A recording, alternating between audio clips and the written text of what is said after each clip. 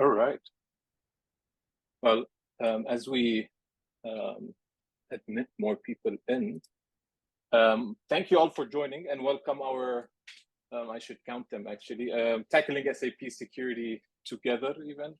Today we have a returning guest with us. He will now have the chance to speak as much as he wants. But as I am admitting more people, today's topic is around slowing down attackers. We'll look into different strategies on how to do that. But before I jump into our agenda, maybe a little introduction. Joris, give us a little introduction. Last time you joined us with Tackling SAP Security event was before Security Bridge. I think it was during the time of Protect for Us. So for those who don't know you, please give them a little bit of introduction about yourself. Sure. Thanks, Waseem. And great to be here again. It's always nice to work together in this field of work, which is a great field of work to work in. I'm doing so for 20 plus years. I've been a basis consultant, I think, for half my life and moved to SAP Cybersecurity before it even was called that. I think it was around 2006. Did a lot of SAP security research over the years, and I found roughly, 100 plus SAP zero-day vulnerabilities, reported those to SAP for them to create SAP security notes. And I also presented on various topics related to SAP security on security conferences.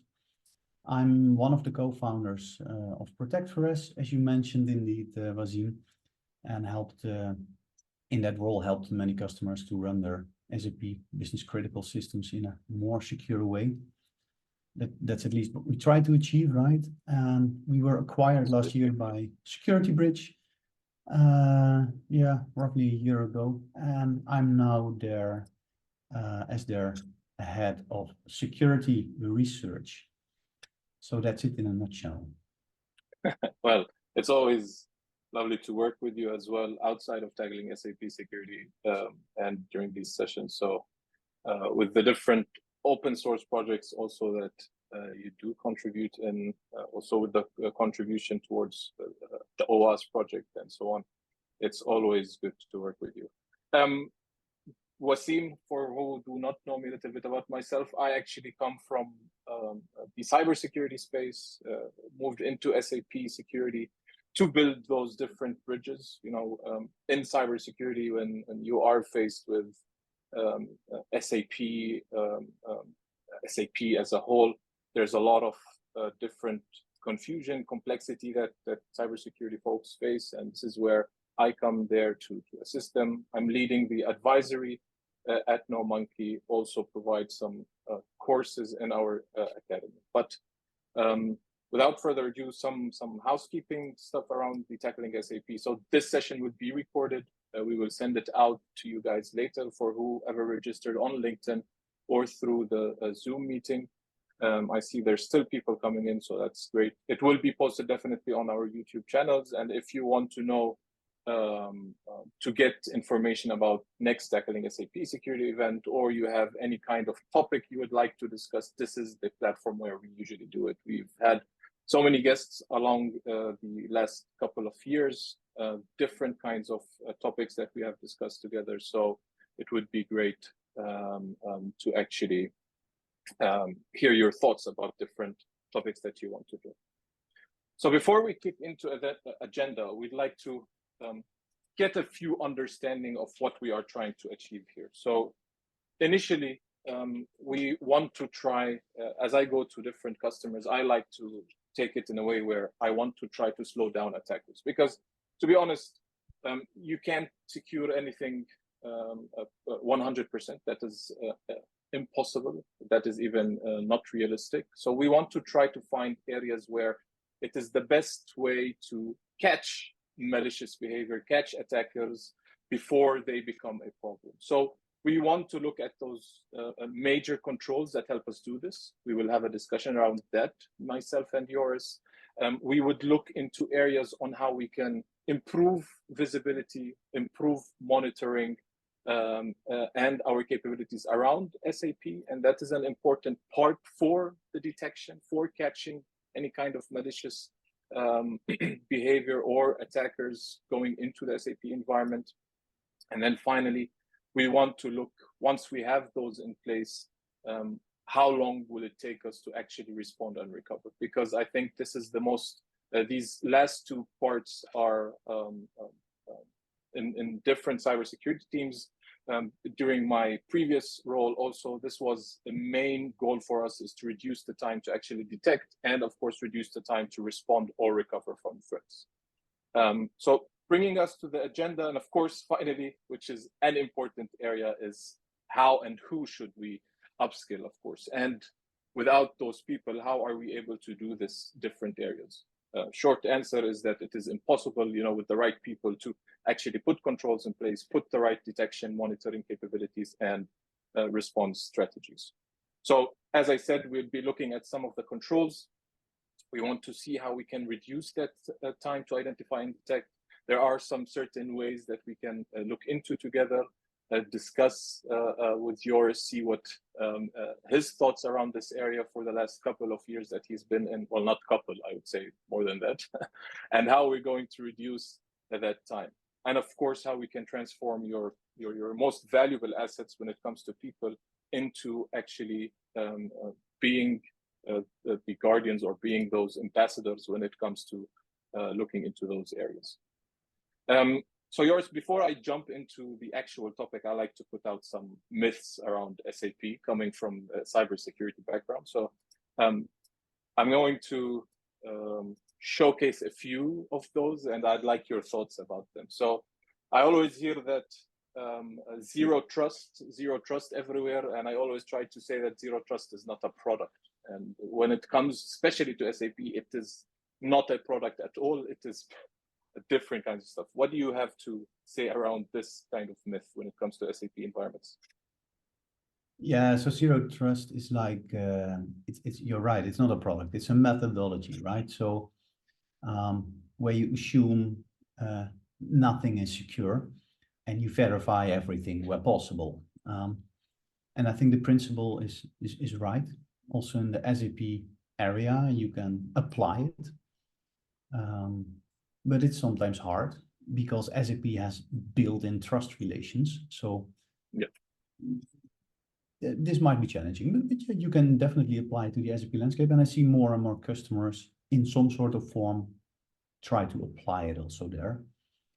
For example, by working with PKI infrastructures, have certificates in place, and don't assume, but verify basically on all levels in the SAP landscape, the communication, for example.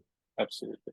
I mean, we definitely will look into these controls, not everything, but to give an idea how zero trust can be built based off of what you achieve. Another area, this is when I came into the SAP world 6 years ago, something like this, is that anytime I speak with SAP security people, it is only around IAM or authorization SODs. Now, I know it's a big thing there, but there's a lot of other areas that can be utilized by attackers. There's a lot of attack vectors for SAP systems. Yeah, so when I joined the SAP world, it's a bit longer ago. It was in the year 2000. Oh, yes. There was no SAP cybersecurity. There only was like authorizations and segregation of duties. And this has changed because I always call it the other side of the security coin, right? There is like the hard IT basis kind of security, and on the other side you have authorizations. Of course, there's more. But yeah, both are important, but it's not just about authorizations. And luckily, I think the majority of customers know that now, and they work on a lot of other areas as well. All right. One area is that I see a lot now is that controls are being enforced only on production. So especially those controls that have a lot of restrictions around what is happening. Is that a right strategy to do? Yeah, I think we know the answer. We all know that. And by the way, by adding to the previous point, I see some security consultants in the call, like Lodewijk. Hi, Lodewijk. He's a typical example of a guy that in the past knew a lot about authorizations, but many people like him have moved also now into the area of more SAP cybersecurity. And that's a good thing. There's a lot of work to do. And this is one of the things, yes. So enforcing controls only in production is definitely a bad scenario. So the chain is as strong as the weakest link, they say, right? So you can perfectly harden and secure your production system, but we all know SAP systems are interconnected. They talk a lot to each other. So if your sandbox systems are not secured properly and you can breach one, it's really easy to jump over RC calls from one system to the other and end up in production anyway. So make sure to look at all your systems. Absolutely. Jumping to the next, I think this is a very interesting point. As you came out of the SAP basis, for me, I believe that, you know, when we are talking about SAP basis, while they are from the cyber world, they are similar to the IT administrators of the enterprise. They do patching, they so on, but their skill set does not fall under the security. So I believe it's a very big misconception that SAP basis can actually put in measures or security measures to take care of an SAP environment.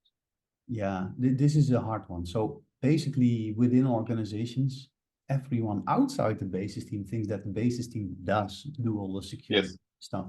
But inside the basis team, well, often people are not fully up to speed that for the tasks that they have.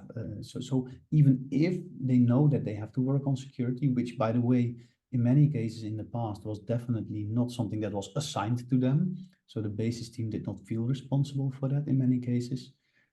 That's also because management didn't really assign that role to them, didn't give budget, because in many cases the basis team is fully occupied with maintenance or installing of new systems or applying support package tags, which is also security relevant, but it's not a 100% security role that is assigned to them in most cases, if they have the manpower and the time and the budget, everything like that. So yeah, this is definitely a part of the solution. The basis team is an important part to look at security, but it's definitely not something they can do alone. And they need to have budget for that, people for that, and management buy-in and awareness that they should do that. And of course, training, and they need a proper skill set, and that's also hard. Absolutely, and I think it's that interaction with other teams which makes that also an improvement. To jump faster through these, so I think the one before the last where we talk about SAP systems are isolated and not published. I think I hope we are over that hump of people thinking that they are actually isolated. That we have them hidden somewhere in the corner of our environment in our network, and they're not published.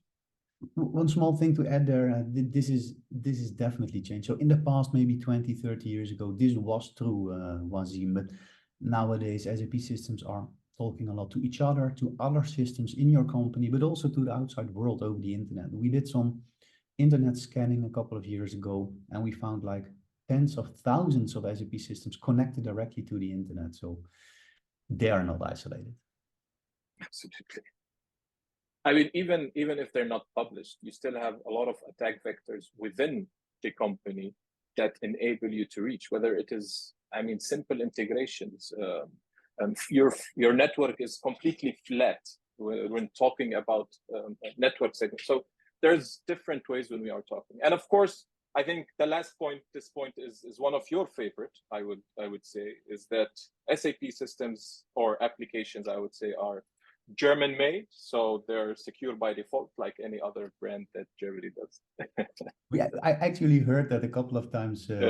Customers say, Deutsche Gründlichkeit, it's so secure, it's expensive, right? So it's probably secure. No, don't count on it.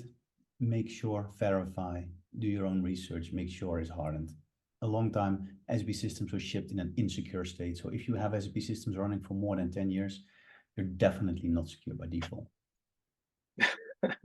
And it is actually happening. You know, I have seen systems still running that 10 years ago, and which I wasn't even part of the SAP Japanese world, I would call it. So I still see that. So I'm still getting my hands dirty with systems like this. But it's fun to see. To jump to our initial, after those myths, believe me, if you ever joined any of my talks as I do, you will always see this security myth expanding. I'd like to expand it. So hopefully you guys could give me some more stuff to increase on this one. But to jump forward, we'd like to discuss how we can now, different strategies that can slow down attackers for us and remove all of these different kinds of myths and make them into reality on how we can protect different SAP environments, whether it is your organization's SAP environment or you are consultants that are supporting customers into doing that. To start with, I usually, Joris, probably this is a best question from my side. Do you think that the SAP threat landscape here is completely different than your entire enterprise applications or entire environment as an organization? Yeah, I can give a long answer there, but the answer I think is yes and no. Okay. No, because it's just another application, right? It's no different than a lot of our applications. You should patch, you should secure them, you should monitor them. So in that sense, it's definitely not different. Of course, there are a lot of specifics. SAP landscapes have their own protocols, their own solutions, like an SAP router or cloud connector. You will not find those components anywhere else. Protocols like RFC protocols or DIAG protocols, yeah, that's very specific to SAP. So there are definitely specific items to look at, but in the end, it's just another application. Then what makes it complex to have organization put in the measures of protection and so on? What complicates things is that SAP landscapes in general are not small but big, because it's operated by Fortune 1000 companies, maybe a bit less big, but still SAP landscapes tend to be big, and there's a lot of components, and there's a lot of customizing you can do. There is parameters, like hundreds of parameters that you can set that are security relevant. There is custom code that's being developed. Absolutely. So it's not a small application. Let's put it like that. Definitely.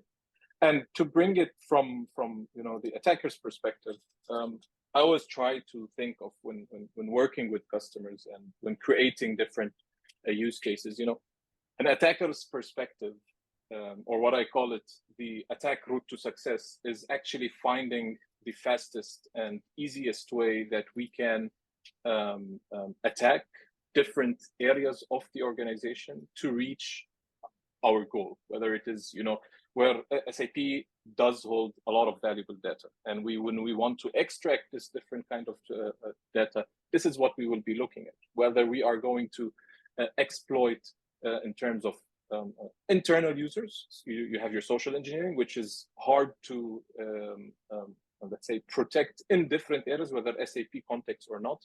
But then you have one of the best scenarios is whether these different application servers are on a flat network. You have external apps that are integrated within SAP systems that have no kind of encryption. Authorization is not up to the standards that should be. So that's why I like to create that attack route to success, and then from there take it forward an additional step to determine what controls can be put in different areas. So to jump that, so I would look into putting controls around the different areas that I could attack or an attacker could attack. So it's the best part here. I don't know what your thoughts around it, yours, is that I always try to think around how I can attack that application system by creating whatever you want to call it, a threat, an architectural threat model, a network model to identify those different attack vectors. Yeah, well, I think this already perfectly illustrates the complexity that can be. And this is even a simplified graphic, Absolutely, right? Because it's not even showing a lot of the different components below components like database technology or specific operating systems, etc., etc. So, but already here you can see the complexity you have to deal with. And yeah, the thing is, when it comes to security, we often advocate a multi-layer defense, right? So you should not just protect the SAP application server, but actually all the components that you see here. And that makes it complicated. And then, of course, when, as you said, what makes it complicated, when you want to look into it in terms of, what to protect, I believe that, scaling it out into those different areas of control, those critical controls, these are a very generic controls that can be utilized, but scaling it out based on your attack vectors, it what brings that additional area of understanding your gaps when it comes to that. And of course, when it comes to SAP, it is even more complex than what we saw within that diagram. Exactly. Yeah, and I think you're not even trying to be complete here because there's so much more to add. But this already gives a bit of an overview. And the thing is, this is not just the responsibility of one team, as you mentioned before. It's not just the basis team. Actually, you need all teams to be involved. And since there are so many areas, it's really hard to do this without automation. You need some form of automation. And it also helps if you have like a framework or a platform or tooling that can help you. And I want to be as vendor agnostic as I can be here. I don't want to make it commercial, but doing this by hand anymore is definitely not possible. Absolutely. That is absolutely. I mean, look at these critical controls, and there's a slide I actually like to put. This is coming from the SAP deck or somewhere from SAP blogs. I think this is more towards the private cloud edition, but I think there is a more detailed one. But this is basically what also on-premise, I would believe, should be in parts there already when it comes to that. So it gives an understanding of how each layer and the complexity of each layer. So it's not just controls, authorization. It's a way larger, different areas to consider when it comes to it. Yeah, and maybe also good to add here, and maybe actually that's a myth that you can add, Waseem, because one of the myths that I sometimes hear, especially in the area of moving to the cloud, is that some customers think, well, I'm moving to the cloud, so I'm also moving all of my responsibilities towards SAP, for example. Yeah. That's definitely a myth because you still have your own areas of responsibility as a customer. I think that's also important to mention. You cannot outsource that responsibility completely. You own the data. You are responsible for a big part of securing it. So absolutely. Maybe you want to add to the myth slide. I will do that. And I think, around data, even if it is hosted on any kind of hyperscaler, it is still the customer's responsibility. And that's an important area to consider. Whether it is sitting in any kind of data center and not in your premise or whatever, it is still your responsibility when things happen around that data. This is where then you follow those different regulations that are coming out or are out when it comes to data protection or data privacy. I'm going to jump to some strategies that we try to employ with a different, which is called active countermeasures. So to give you a small, very short cyber kill chain, you guys all know that when you're trying to do a pen test, you're trying to hack something, hack your X or whatever, you do first of all your reconnaissance, and then you try to find this initial access. You get your privilege escalation, lateral movement across your flat network because it's quite flat. You jump from development to production within seconds through an RFC connection, and then you have whatever you came for, exfiltration, so on. So what active measures do is actually similar to your honeypots that you hear everywhere, similar to putting some candy outside for people to come and grab. We try to put honey or create a honey network. First one is the honey ports. And I'd like to hear your thoughts about the different honey networks that I'm going to show you, Joris. Have you ever seen things happen before, or have you ever seen it around your interactions for the last couple of years? And would you believe that it can provide some sort of slowing down malicious behavior or attacks. So the first one, as I said, is opening ports that have no service behind that. And then when it comes to detection, we'll come back to this slide, and then trying to figure out what is happening on those ports. I think you did a research around this a while back, if I'm not mistaken. Well, I did a lot, as mentioned, I did a lot of internet scanning for specific ports in the past. And so actually, I think this is an interesting strategy. So let me start maybe by telling that in general, and this is what you're showing here is just one practical example.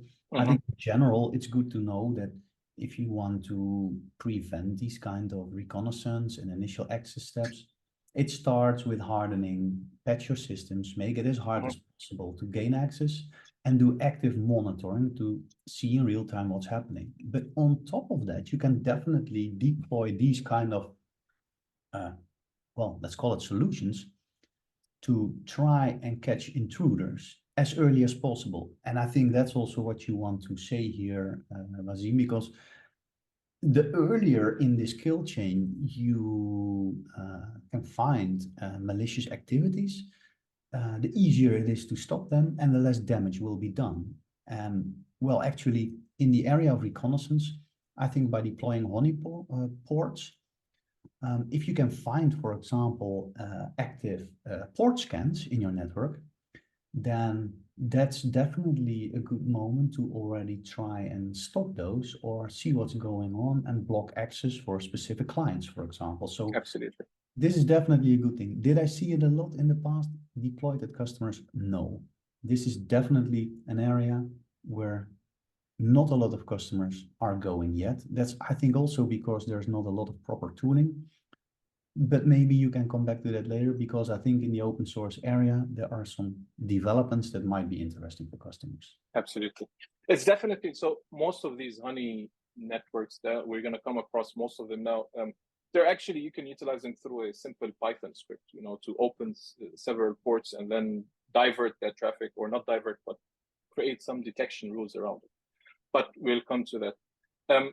So this is the first thing that I would definitely try to do some reconnaissance around is ports, or what services are open. And then any kind of attacker wants to, which is the easiest target, is find weak credentials, find users that he can utilize so they could escalate their privileges. So there is a deployment we're trying with the active countermeasures, is actually doing creating honey users. I know we talked about this in the past, is creating users that don't actually exist in the system. They're not used, they are locked. But any kind of abuse that comes, or not abuse, but any kind of behavior that then revolves around these honey users, you are directly having a, let's say, a alert or an event that tells you, okay, something is happening on a user that is not active, and you know it's a honey user. So why is that happening? What do you think of honey users, Joris? Yeah, I think, again, this is interesting. Also, I've never seen this in the wild. I think not many customers apply this, but it can be interesting if you create a user XYZ that's not used in any business scenario. And if you all of a sudden see it pop up in your monitoring or in your SIEM system, in your secure operations center, then you probably know, hey, that's weird, right? So something might be going on.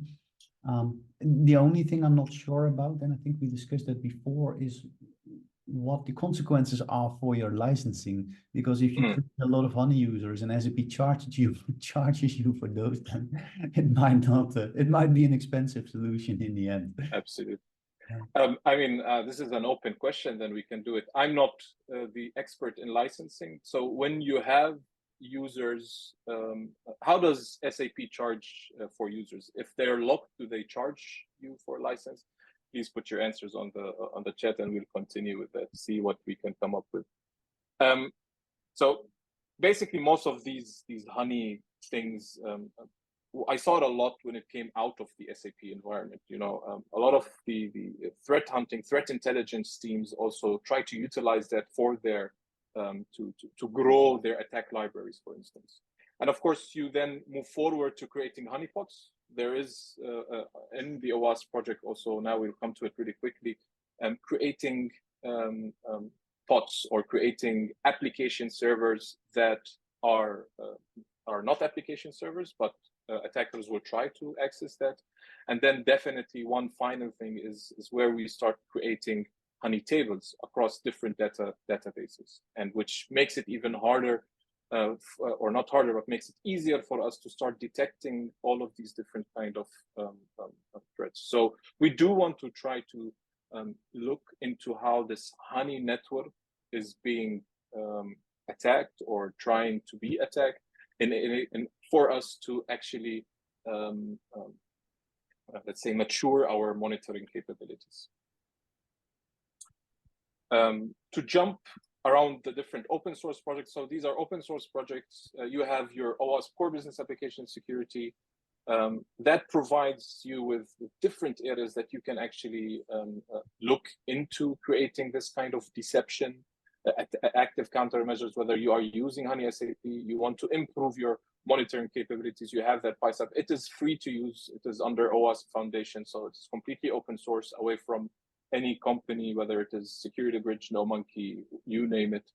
This is a completely, and we are a bunch of people who contribute to it from different kind of organizations. Joris was the first one who contributed, I believe, with his old SAP Surface Discover. I forgot what the name. Sorry, Joris. Yeah, don't worry. It's about now it's called SAP Attack Surface Discovery, which is maintained by Julian. I think Julian's with us today as well. But check it out. And of course, I think also the guys from Red Rays recently released two new open source project on OWASP for SAP, the threat modeler, and I think an ABAP code scanner, which is quite nice. I think it was released yesterday. So it's quite interesting on what is happening on the open source front, and you can utilize a lot of this when it comes to that. All right. Jumping, any thoughts, any thoughts or last words around the controls section, Joris? No, I think we discussed. All right. Well, we can talk about it for another couple of hours, but that's not absolutely. And I think just to run a little bit faster with the time, but I think we're good. Our second area is, of course, capabilities, monitoring capabilities and your visibility, how to reduce that time. So a quick question for you, Joris. Can these controls that we put in place now, we have discussed, we have that zero trust map created for us, can these controls actually help us reduce the time to detect threats? Yes, so I think it's very important to understand that a lot of effort needs to be put in hardening your SAP landscape. That's a really important first step to do. So you should do, you should make sure that you have proper vulnerability management, that you know what parameters you have, what the values are. Another technical setting should be on secure settings. Also, you need to make sure that patches are applied. So patch management is also very important. Absolutely. But that's just a first step. So all those security controls are definitely needed, but I think that in modern, recent SAP landscapes, that's not enough anymore. You need to know what's happening. Mm-hmm. And again, I'll try to be vendor agnostic, so I don't really care, to be honest, from a neutral standpoint, what you use for monitoring, but you need to monitor what's happening in your SAP landscape. Otherwise, you're blind.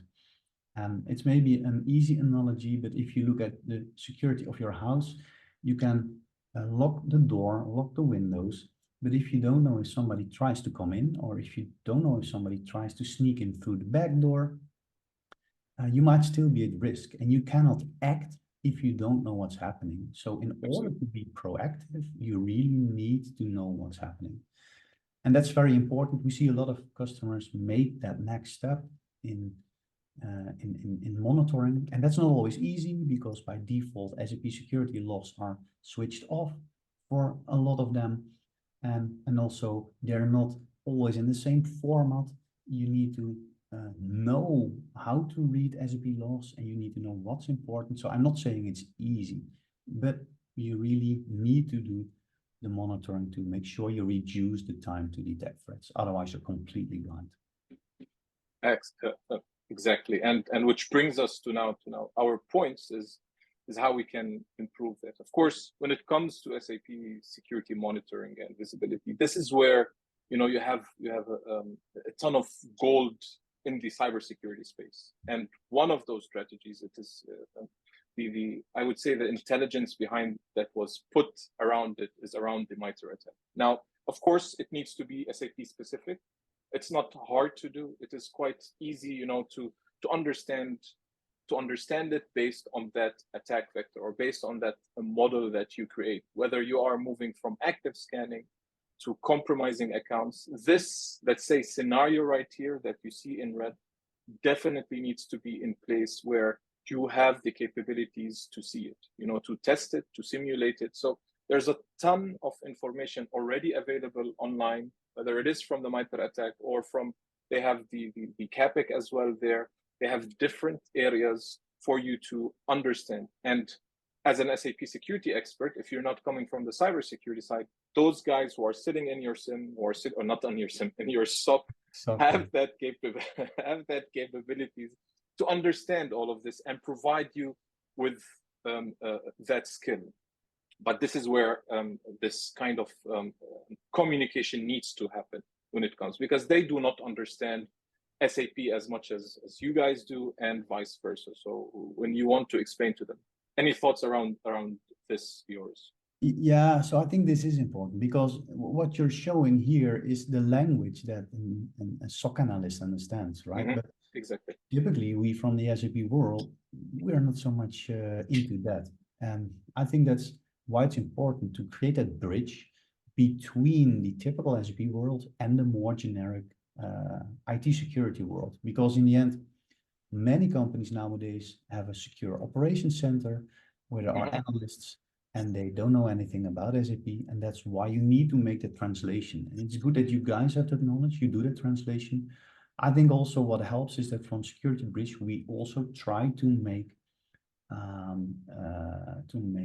readable, understandable information out of the log files that you get from SAP, because they can be very technical. And it also helps for the SOC analyst to really understand what's going on. If you tell to them, well, the RFC gateway is parameter XYZ has value D, and that's wrong, then they don't understand what's going on. You need to have a run book. You need to make it understandable for them. And that's what we try to do from the Security Bridge angle. But I think you also help in translating that even more. Absolutely. I think, we'll come to, which brings us to the definitely next point is where we try to help from that area of that translation, whether it is Security Bridge, whether you have a different way of bringing those logs from SAP. But our most important area before we jump and we start doing is that when we create the use case playbooks, we want to try to follow simple, important rules. While I understand not most of them are simple, but we do want to have it. It is whether we are doing, when we are creating use cases based on those techniques that we just saw from MITRE attack, we want to make sure every time this event has triggered is that we are able to identify. An idea comes behind that is so that we can automate and move on. Automation helps us then look into other things. And when it comes to classification in terms of, whether you can, is it suspicious? Is it not suspicious? What is the context of it being suspicious? So we want to try to verify those different classifications or verify these different use cases and in a very short time, so we can move on, we automate, and then we move on to build further, let's say, important areas. And which brings what you have said when it comes to, aligning on Security Bridge or whatever component comes between your SAP environment and your SIM. It's where we can provide that assistance, because from a SOC, I'm coming from the SOC area. There's a lot of noise, whether it is different tools you are using. You need to find ways to clear that noise. You need to find ways to actually classify events as they happen. whitelist those, and test your techniques. And of course, once that is done, this is where you are working together with your SOC team, with your SOC analysts on how you can create correlate events coming from, let's say, security bridge, how you can automate that and create your incident response plans.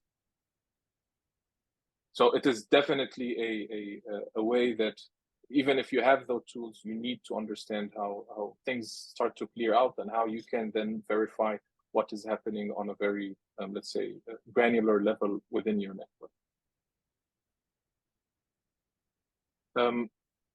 How are we on time? Okay. So to come back to our lovely active measures or countermeasures, so to wrap it up or to showcase how that is done is where we create that honeynet. That honeynet provides you, whether you're pushing in, you need that logs to come out at the beginning or to start with, so you could understand what is happening. It is vulnerable by default, not secure by default, this honeynet. So you could understand what kind of attacks you're getting, what kind of threats you're getting to create use cases. And I think that's a very different level. I think now we need to start to walk before we start to fly. But this is, I think, for a later level to think about how you can mature your monitoring and visibility, let's say, capabilities. Any thoughts from your side, Joris?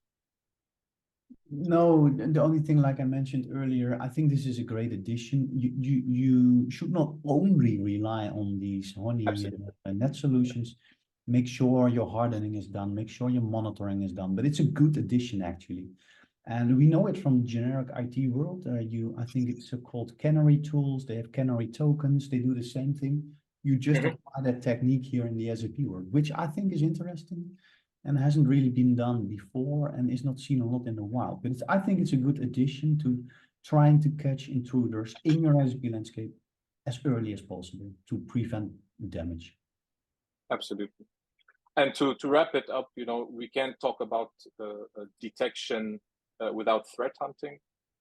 An important part when you are mature in that area is identifying anomalous activity, utilizing hunting activities is an important part of how you then feed your detection capabilities. You improve that area with threat hunting. It's not just about IOCs. It's not about taking IP addresses and trying to run a scan. It's more of identifying actual anomalous activity when it comes to hunting. Is it actually happening or not? Is it malicious by nature or not? So there's a lot of area to cover, but I think we can jump onto our third area where we can then slow down those attackers. So here, quite short, quite straightforward: respond and recover quickly. So when it comes to response and recovery, thoughts about the SAP world when it comes to recovery and response, Joris? Yeah, I don't have a lot to add here. I think it's important that if you look at a recovery, response and recovery strategy, it's extremely important to test. It's like a fire drill. You can only do this properly if you practice it regularly. And yeah, the best restore is the one you don't have to do. So everything you can do to prevent this is definitely saving you a lot of time and money. Especially because in the SAP world, restoring or recovering is extremely hard, because you cannot typically see an SAP system as a standalone object to recover. It's always connected to the rest of the landscape. So I have seen situations where one SAP system was actually needed to be restored, but then the whole landscape needed to be restored, because you need to make sure that everything is in sync, all the business transactions, etc.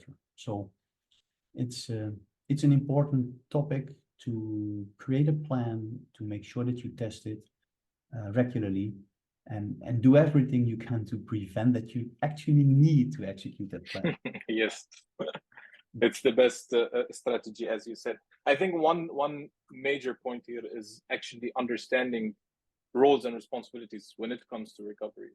These are defined, but when it comes to SAP environments, is it also under your general response and recovery strategies, or under that communication, even to the terms of communication? So understanding those roles and responsibilities away from the SAP department helps you, to recover faster. With those testing activities that Joris was mentioning, it is an important area. So to give a wrap around the different areas, without those different security controls, how we will not be able to properly detect, we will not be able to properly respond and recover. So all our time is going to be expended. So this is where I see that neither one would work and the other one would. So it's not ones and zeros here. This is basically, if your security controls are not there, you don't have any monitoring capabilities, your response and recovery would fail. And whichever way you take it, it's going to be let's say a failure in that terms. So you want to have all of these working together. And of course, finally, and I could talk about it the entire time, is that what we said in the beginning, to enable you to actually achieve those different strategies, whether it is around controls, monitoring, you need the right people there. Whether it is the right people, or you have the right people, but they require further skills because they don't understand SAP, or vice versa. You have the right people who are excellent in SAP security, but they do not know anything around monitoring or visibility. So you need that right people to help you with that. Any takeaways, Joris, for these last 4 areas of slowing down attackers before we just now slow it down and start opening up for questions? No, not really. I think we discussed a lot already, and I'm curious to know what the questions from other people are. Yes.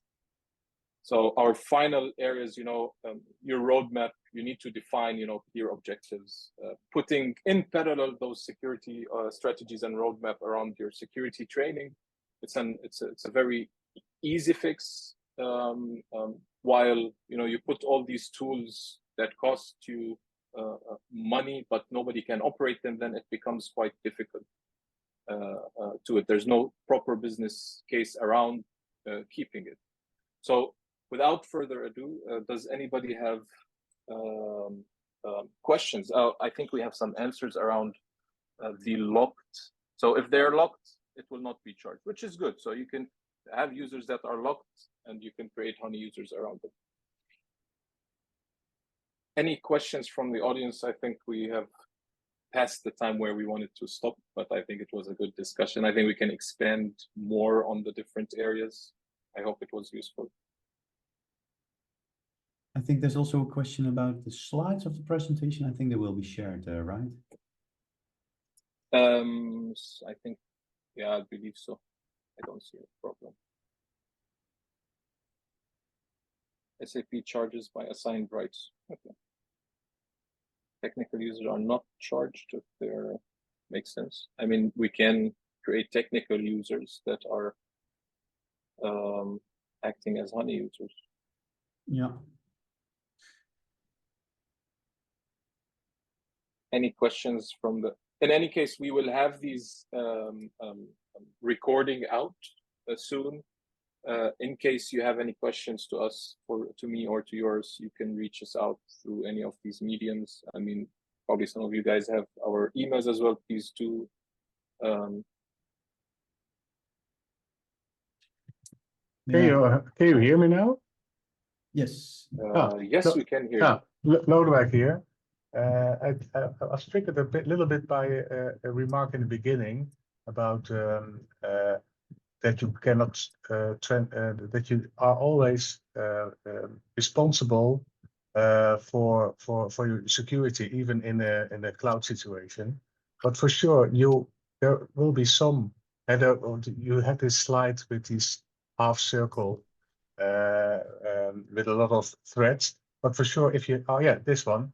But so if you're in a cloud situation, there are some things that should be transferred.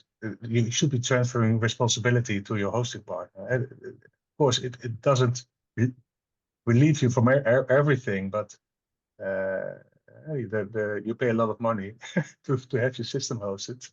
So some things should have to be, yeah. That's true. Yeah, yeah. you're absolutely right, Lodewijk. So, for Yeah. example, your operating system, if you move to S/4HANA Cloud, then typically the operating system is the responsibility of SAP, and it's not your responsibility anymore. There is a lot of information if you search for SAP shared responsibility model, something like that. You can find a lot of. Yeah, that's interesting. Yeah, because that's really important. You have to know what, of course, the bottom layer. That's still, I think, in your own sphere. But and maybe also the most outward layers, but some layers in between. Which, yeah. Okay, that's interesting. But you need to know that. It's a good remark. Yeah. So I don't want to say you're still responsible for everything, because you can definitely move some of the responsibilities to SAP or other parties. But that's my point. You cannot outsource the complete or overall responsibility. Yeah, that's accountability, more or less. Yeah, and there's always areas where you are definitely responsible. Yeah. Area of data ownership, or of authorizations, for example, something you know a lot about. So it's good. Okay, thank you. Thank you. I think it is important that there are, like, if you talk about the different layers, whether you have your infrastructure level, of course, it would be under SAP or whatever hyperscaler or whatever custodian wants to have that. But there are areas within the infrastructure, if it is being monitored, for instance, or visibility.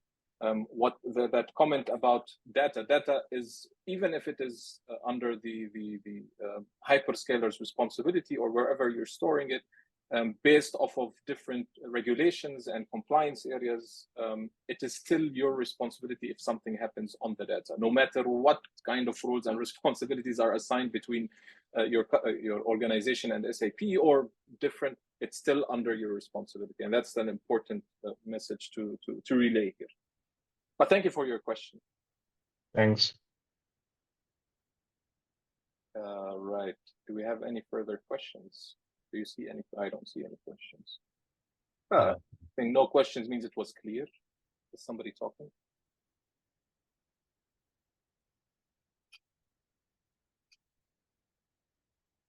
All right, we'll give it just a couple more minutes before we close the show down. Again, thank you, Joris, for joining us. It's always a pleasure to have you in our Tackling SAP Security Together. Always looking forward on what you are doing in your next chapter of your SAP security journey. Yeah, thanks, Waseem. I'm happy to join. And maybe one thing to add, because I think we talked a lot about controls and what do you? I think there is a big pressure on customers nowadays also to comply to all kind of regulations, etc. And this is, I think, also an important driver to make sure that your SAP security is up to standards and that you comply to your local regulations or your own internal company regulations or regulations on EU level or US level, depending on your geographical location. And you cannot ignore that. So I think that's also a big driver for customers to become more proactive and be more mature when it comes to securing your SAP system. So absolutely. And funny, you mentioned that, because our next session is going to be around especially that area with an expert when it comes to compliance. And I think he's with us today, Barry Frank. And it's going to be around especially that area now that we have the different regulations, whether it is coming up from NIS2 or, but I think Barry is the one to go to when it comes to, understanding the entire areas of compliance and regulations and so on. It's a good cliffhanger. Yeah, I didn't know that. I didn't know it would be the next topic. It sounds like it was a pre-discussed setup, but it wasn't. So actually, it's a good cliffhanger. Thank you for mentioning it. You took the, but it's good that next time definitely Barry's going to be with us. He also produced under Academy one course around this entire area. So if you guys have check it out, when it comes to compliance. But we'll keep you posted when the session comes. I think it would be soon. Cool. Thanks. All right. If you have the choice to choose the best strategy to enhance security, what will you create? A high secure template with minimum privileges to do rollouts? All right. So we have a question with some choices. If you have the choice to choose the best strategy to enhance security of SAP systems, what will be your choice? Create a high secure template with minimum privileges and do rollout, scan the whole network landscape and create tasks for responsible people and managing that people did their homework. Thank you, Muhammad, for that question. Do you want to take it first, Joris? Well, this is really hard because the best strategy doesn't really exist. It all depends on what have you already done, what's your starting point, and where do you want to end. And that's really depending on your risk appetite, again, on regulations. But what helps there, and I don't want to be too commercial again, but there's a lot of tooling out there that can help you, because then that you already have templates there. With, let's say, best practices. And I think it's definitely important to look at all those areas. And I know it can be a lot. So another strategy can be to not try to kill the elephant at once, but do it in small steps. But definitely. Message to poachers, yes. Exactly, yeah. Exactly. So, but yeah, we see a lot of customers starting with hardening, and then you can use a template indeed for best practices. There's the SAP security baseline. You also might want to have a look at that. And once hardening is done, also make sure that you monitor again, securing your SAP landscape. Hardening is not enough, and you need to look at monitoring what's happening in your SAP landscape, and also make sure that you look at your custom code, for example. So it's really hard to pinpoint exactly what's to say what to do in two sentences. Please add what your thought is on that. Absolutely. I think some 2 cents from my side. What we rely on, even though what you said, Muhammad, it is quite useful, but yes, I wouldn't pick the best strategy. I would choose both of them. Create what I suggest, what I like to do is you create a model across your environment. Don't start big, start small in your let's say your critical areas of SAP. Every company would probably have that severity across their SAP landscapes. Start a model, start understanding what controls you have in terms of let's say security controls, understand what kind of, as Joris said, code you have. And then scanning is usually done on what? On the network level. Are you looking for services? Are you looking for, vulnerable code? What are you looking for?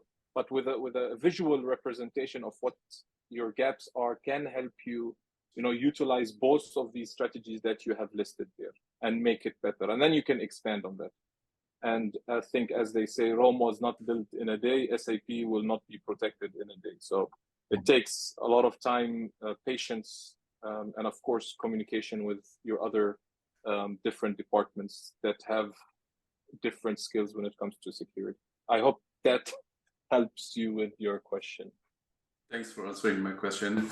Answering a little bit, I know I just tried to give in a short question because the question can be too much longer and you need more time to read it. So that's why I'm trying just to make a compact question. We discussed it a lot and with other customers with the best strategy, just to starting to look for what you did and or just to